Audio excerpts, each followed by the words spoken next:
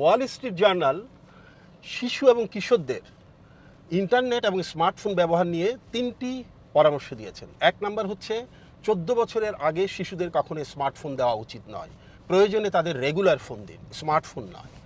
2 number হচ্ছে 16 বছরের আগে কখনোই তাদের ইন্টারনেট অ্যাক্সেস দেবেন না, কারণ এই সময়টাতে কখনোই অসংখ্য ভার্চুয়াল জগতের মানুষ তাদের জীবন নিয়ন্ত্রণ করুক, সেটা আপনার চাওয়া উচিত নয়।